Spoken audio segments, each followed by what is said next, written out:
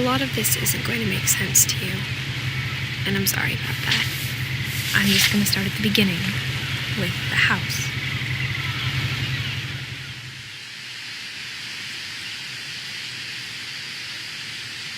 Someone had put up a chain link fence, but it looked like I wasn't the first person to hop it.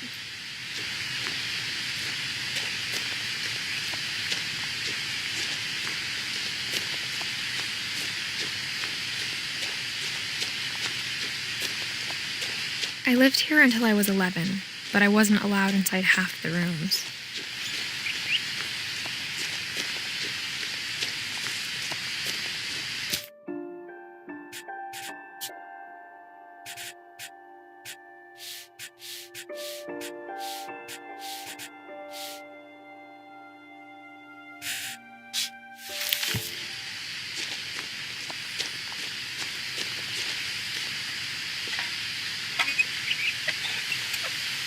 Inside the mailbox were bills from 7 years ago, marked urgent, open immediately.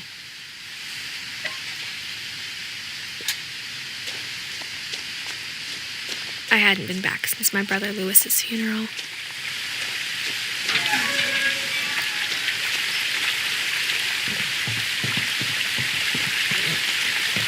In her will, my mother left me a key, but didn't tell me what it unlocked.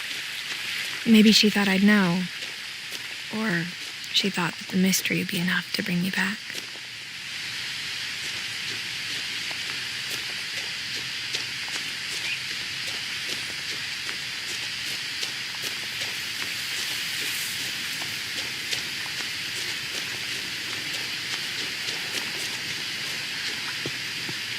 The truth is, even after I inherited the house, I never thought I'd come back to it.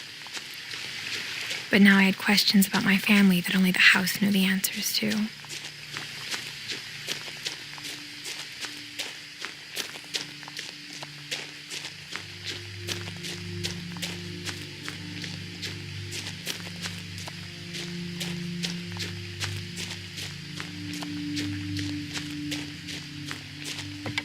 The woods around the house have always been uncomfortably silent, as if they're about to say something but never do.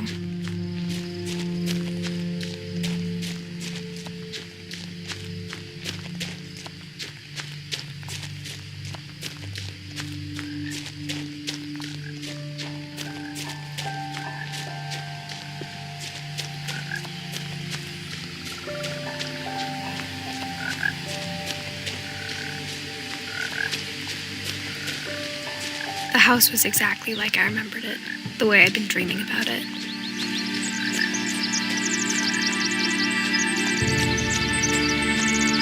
As a child, the house made me uncomfortable in a way I couldn't put into words.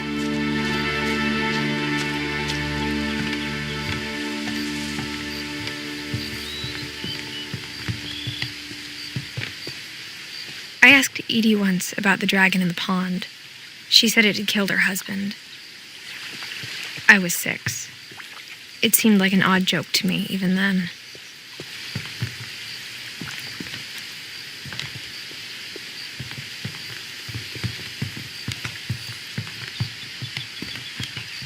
Now, as a 17-year-old, I knew exactly what those words were. I was afraid of the house.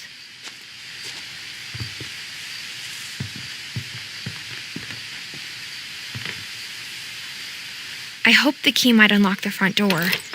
It didn't.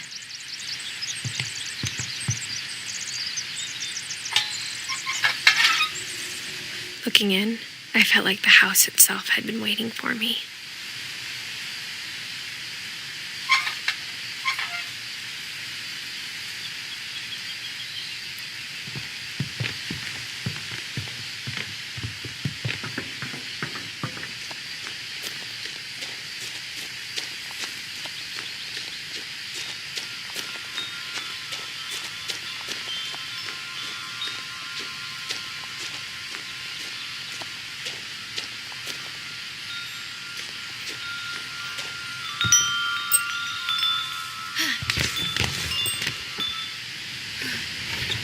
Crawling through the doggy door used to be a lot easier when I was 11.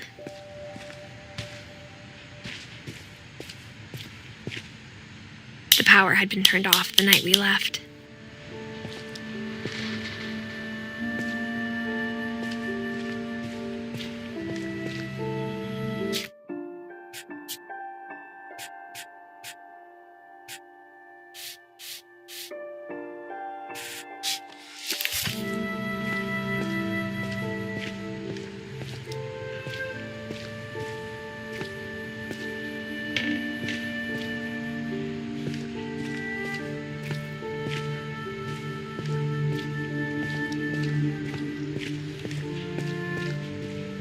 For the first time in years,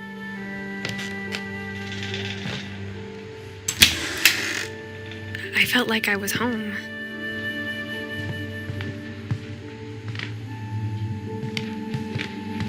But instead of a family, there were just memories of one.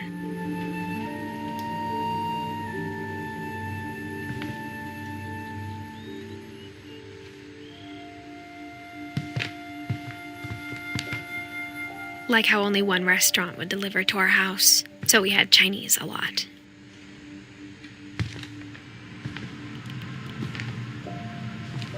Or how after Louis started working at the cannery, we all got sick of eating salmon. Except our cat, Molly.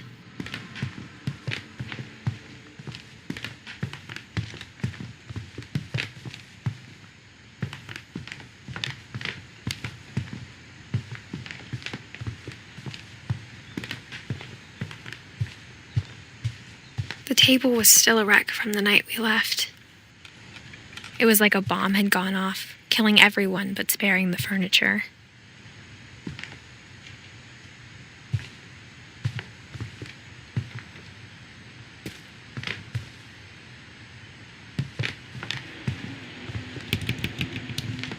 My mom was the only one of us who could imagine Great-Grandma Edie living in a nursing home.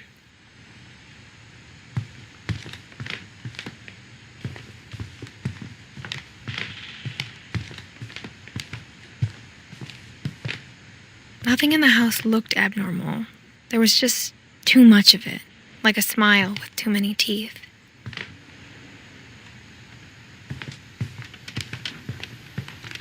Even the fireplace had a story. Edie told me the bricks came from the original house, after it sank.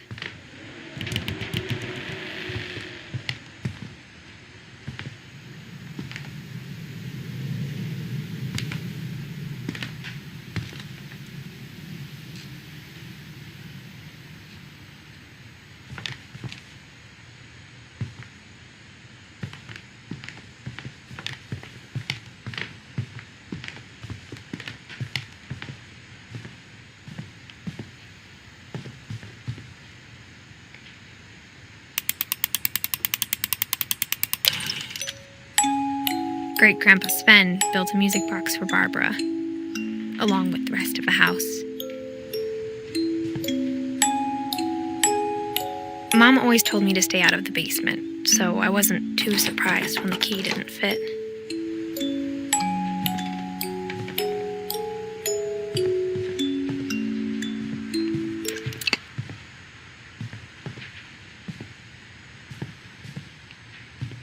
My mom wasn't much of an optimist, but she never stopped believing that my brother Milton was alive.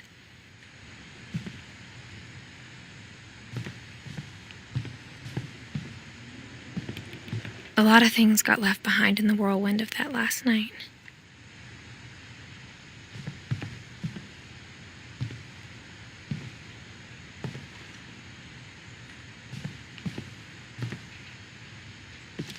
After Milton disappeared, Mom sealed up all the bedrooms.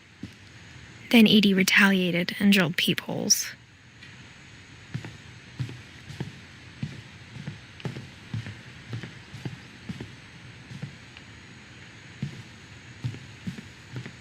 I spent a lot of time playing in Great Uncle Walter's room. I think my mom sometimes regretted not sealing it up.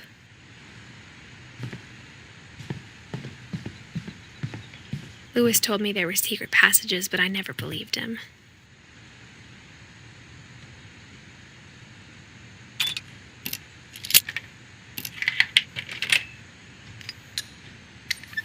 Turns out, my mom was really good at keeping secrets.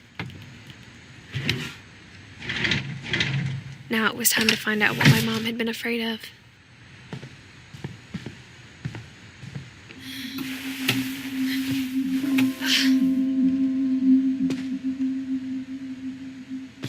Reading this, maybe it sounds like I had a plan. But I had no idea what was behind that door.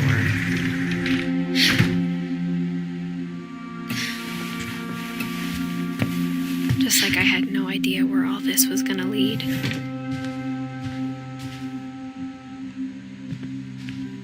I grew up looking at Molly's room through the peephole.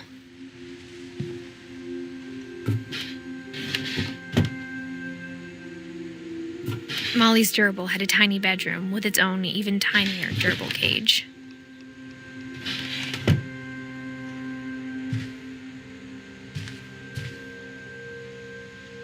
Being inside for the first time, I felt like I'd stepped behind a painting.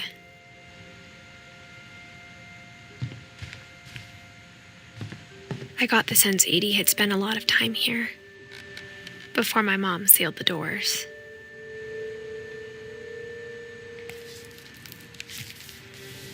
December 13th, 1947.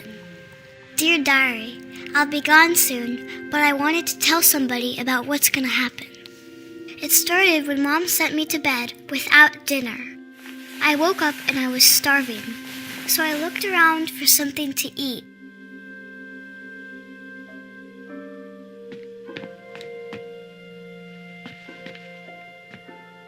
My Halloween candy was all gone. The gerbil food was dry, but I didn't mind it.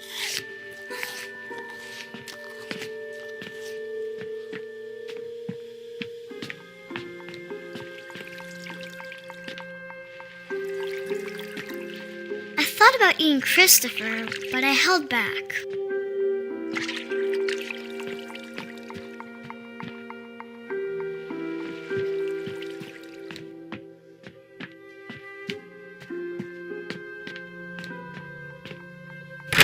Mom, can I come out now?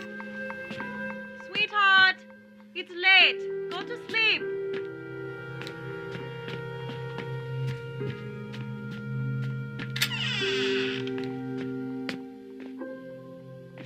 I kept eating and eating.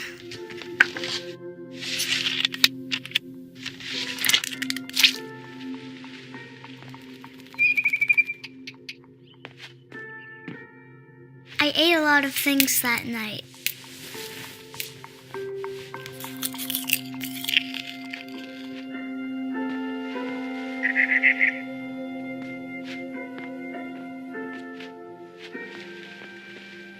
Then I heard chirping outside my window. It was a barn swallow going back to her nest. I reached out for her.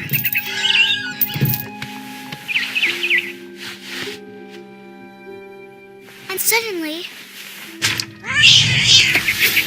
I was a cat.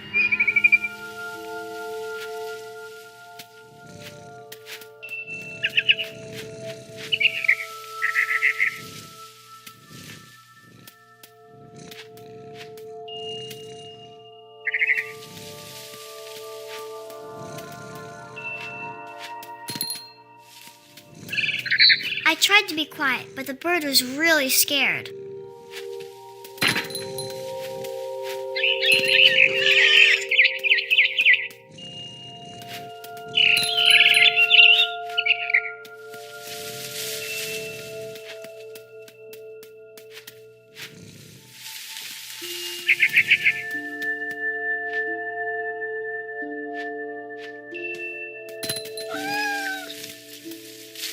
Mom and Dad didn't even look at me.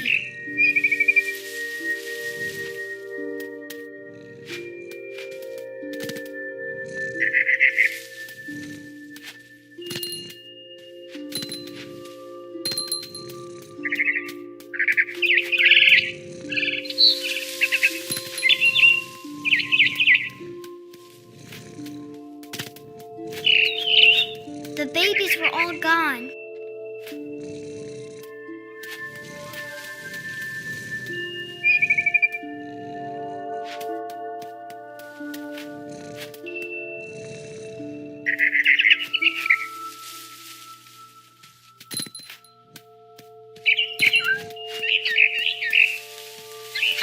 and I almost got her.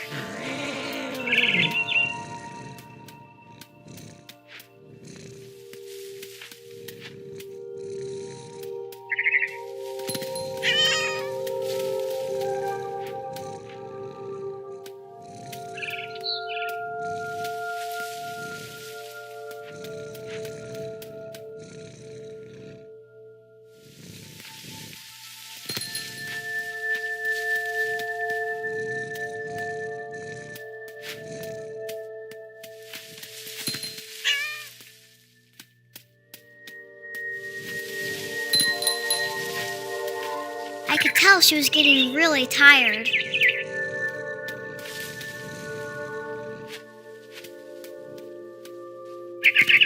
Now I was up in the big tree. I promised Dad I wouldn't climb it anymore. All I cared about was eating that mama bird.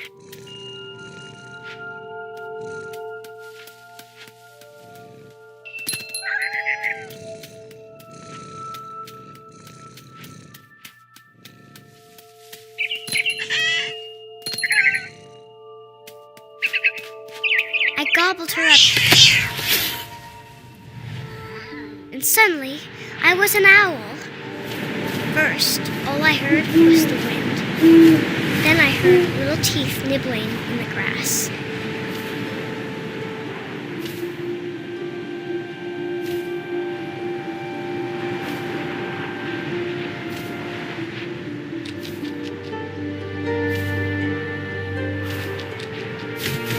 Rabbits.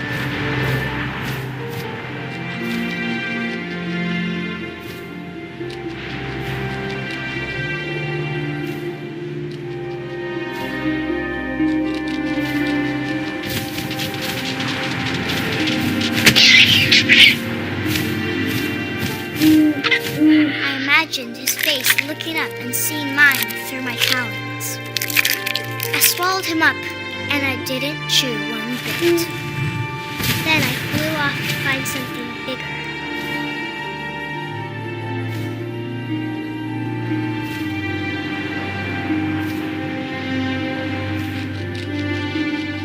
A mama rabbit.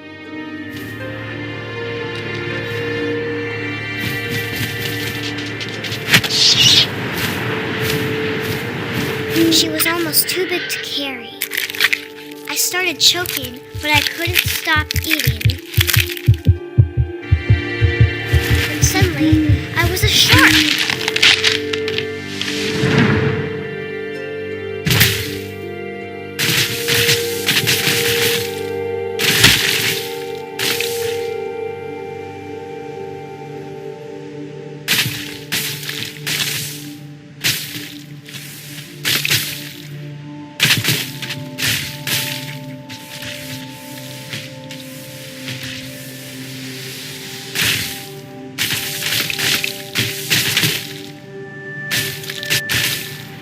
I rolled off a cliff and into the ocean.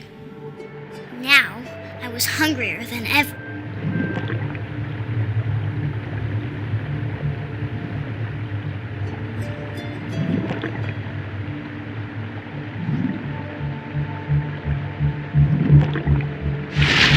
I wanted fat, juicy seals.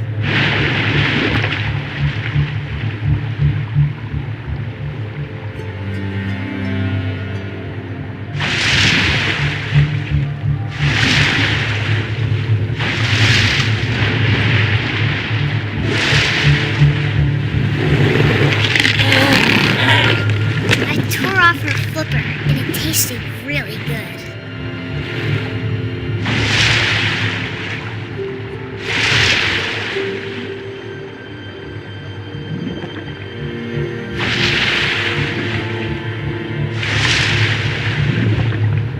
I grabbed on tight, but I was so hungry, I jumped out of the water. When I opened my eyes, everything had changed.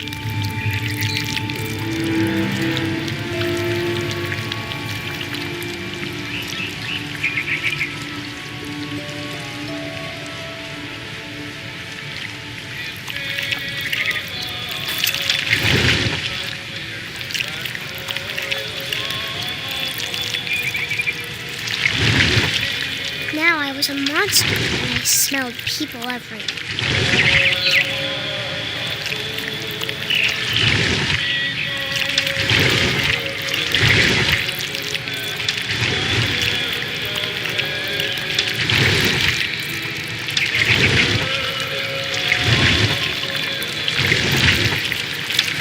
I was big, but I moved real quiet.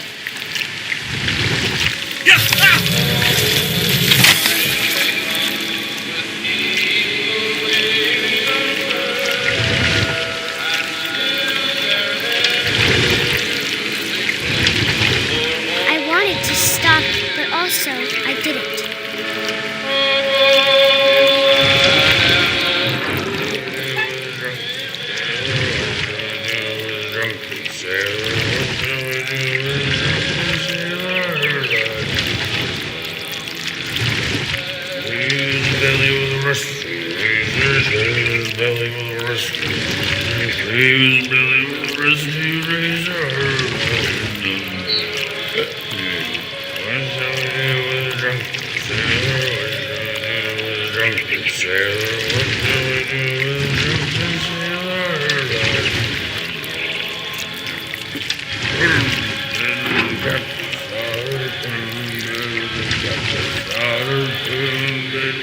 After the last passenger, I was still hungry. And across the water, I smelled something new. Something I had to have, so I swam towards it.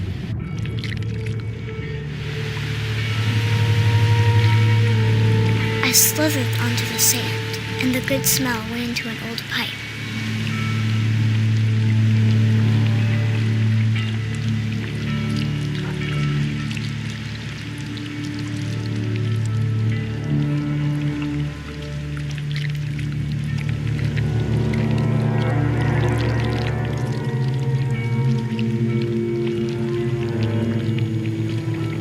I got closer and closer.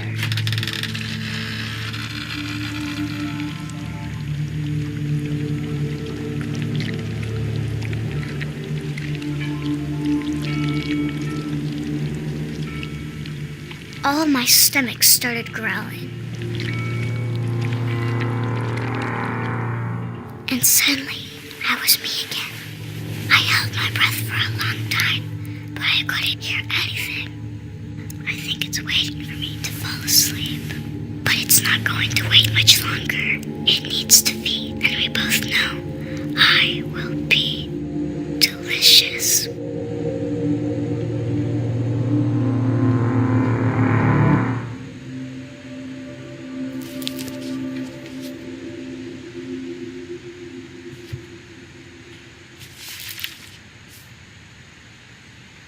I'm not sure if I believed all of that, but I'm sure Edie would have.